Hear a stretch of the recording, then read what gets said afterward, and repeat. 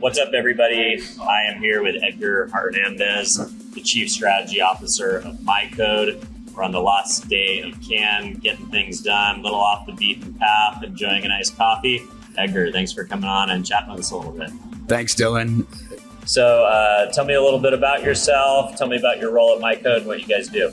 Absolutely. So my name is Edgar Hernandez. I'm the Chief Strategy Officer at MyCode. My remit at MyCode is overseeing our editorial properties that have existed in some cases for over 100 years, servicing our communities, as well as the partnership side of the business. But what MyCode is and its focus is really all about growth audiences. We've been obsessive about this for the last 10 years. We think it's a massive unlock for businesses looking to grow and tapping into audiences that they're just learning about. And so that's what we've been doing now in kind of three central ways. First is we got to understand this audience, right? They're nuanced, they're unique. And so what we have is an intelligence center that helps from a data and insights perspective break it down. Similarities and differences, also where the market is going, what we know about audiences that we call growth, and that's Gen Z, millennials, Black, Hispanic, AA, and HPI, as well as LGBTQ plus communities, is that they have an outside influence on pop culture. If you think about music, fashion, entertainment. And so where are these audiences moving and what is of interest to them? So we leverage tools like AI to scrub social platforms and digital ecosystem to see where the conversation is being had. What are people talking about? And are these things that are going to exist for 24 hours? Or are they going to exist for 24 months? And so I think for us, depending on where you are as a life cycle of understanding these audiences, which, let's be honest, most are in a very nascent stage, but they see the sales receipts. Yeah. And the sales receipts say, hey, I have a growing audience either amongst these segments or across all of them. Because if you look at Gen Z, nearly 50% are made up of diverse audiences. Wow. So I think we lived in a moment in time that was like, felt very far in the future when this was going to happen. It all kicked off with the 2000 census. We started to see some data that told us that the US was changing, and that was an exciting thing, but it was very far off, so you didn't have to do anything. Well, that changes now and here. And so whether you're starting off and you're looking to the left and the right in the boardroom, you say, how do we think about this? We want a competitive advantage within our category. We can help you. We have open source white papers on audience data around cultural nuances, culture tentpoles like music, fashion, entertainment. We have creative testing. We have a panel base. So we've really invested a lot in this specific area because we want to make it super easy. If you haven't ridden a bike before, let us help you get on the bike and start to learn, because we think in 10 years, if you're not fully fluent and doing this and thinking about it every single day, you're gonna be left behind. And probably that's even too late. And then so all that helps fuel strategy. And so our marketing services capabilities.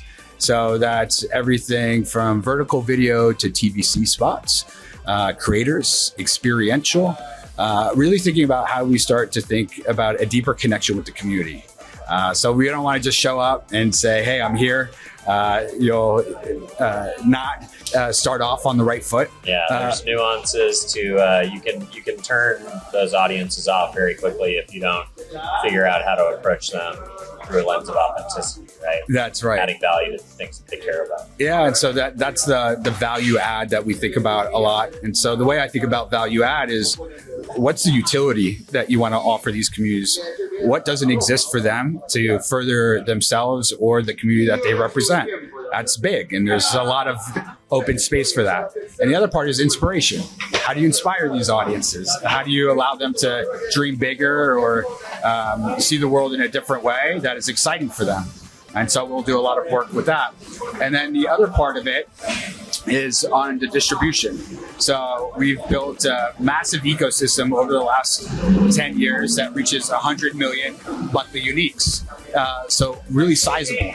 And what we've created, because no one was really paying attention back then, is the most reliable, real-time digital ecosystem that drives outcomes. And the reason why it drives outcomes is because it's typically very incremental audience. So you're now going into new contextually relevant spaces that connect with these individuals in a very meaningful way. So I have one of our brands, name is Remescla. It's been around for over 15 years now, and it was really the first, I would say, Gen Z brand to focus in on Latin music. And so they've been pivotal in breaking new artists that are now mainstream and at the top of Spotify charts, like a Bad Bunny and a Peso Pluma. And so there's tremendous love because there's not many brands that are doing that. But the thing that's, I think, really interesting in this conversation, it's not about Black, Hispanic, AA, and HBI. It's about culture. And Peso Pluma and Bad Bunny influence culture. They don't influence just the Hispanic community. So I think sometimes we sit in silos because of traditional media buying.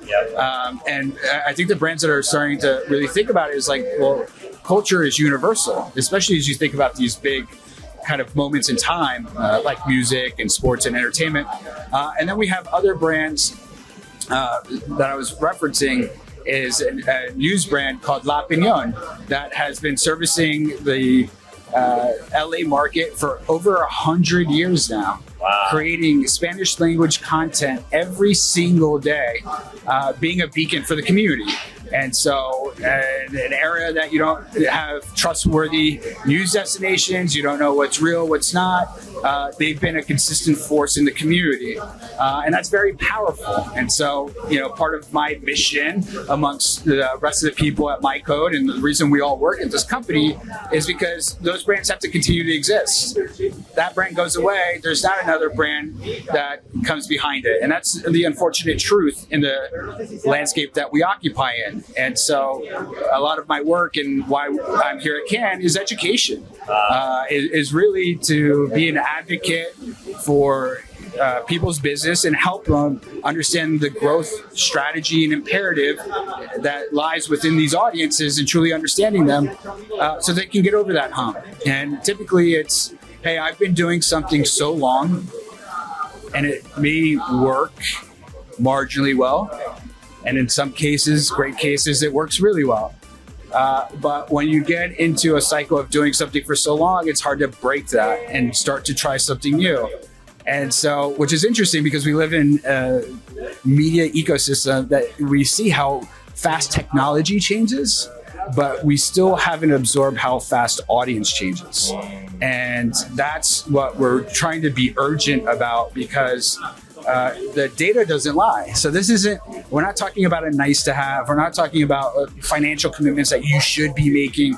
It's looking at the receipts and saying, hey, these are audiences that are going to future-proof my business. And so how do I get ahead and starting to build that connection with these communities in ways that isn't about a test, it isn't about a holiday, but it's a long-term initiative that you will find also influences the rest of the marketplace. So really interesting stat that I recently saw is that 83% of Gen Z is influences in purchase behavior based off of diverse communities. Yep. And you want to unpack that for a reason is because think about where culture comes from. You know, like we think about Black culture, you know? Yeah, it's most of sports, most of hip hop and fashion, and then, you know, entertainment, quickly taking over, you know, everything else, anything that's culturally relevant, pretty much. That's absolutely sports, right. Music, and fashion. Yeah, and so this is a major unlock for opportunities, and so that's a lot of my work is really honing back on the data, right? And then when people look at the data and make the space and time for driving something new forward, that's where we are to help. Yeah, and really not thinking of this audience as a multicultural test, but really a general marketing strategy, and just thinking, just coming to grips with the reality that the multicultural audience is the majority now, and you might as well design your campaigns with that audience first in mind versus a secondary bespoke strategy. That's absolutely right, and I don't think they have to be one or the other, right? In combination, they're done best. And another stat that I recently saw that was really eye-opening is that this new generation really responds to inclusive marketing and advertising, because it's the world they live, right? It's not foreign to them. It's not like previous generations. So when they look at the world, it's colorful and it's vibrant. And so they even respond 63% when it's an inclusive ad that doesn't include them.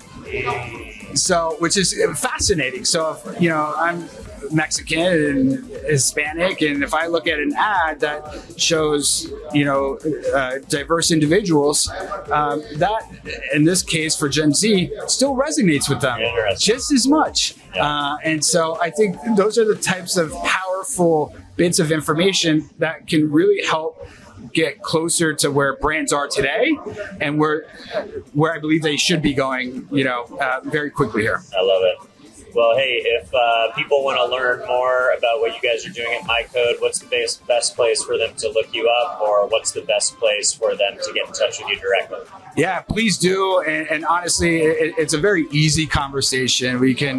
I can be value add, right? It's really learning what you're looking for, especially on the insights piece. And I probably have a study, whether it's about audience, whether it's about cultural norms. Any question that's come up, you guys have already answered it. We've got 5 years of a repository of insights. Email me at Edgar, EDGAR, at mycodemedia.com. And I would love to connect with you and learn more. Love it. Thanks for coming on, bud. Thank you. Appreciate it.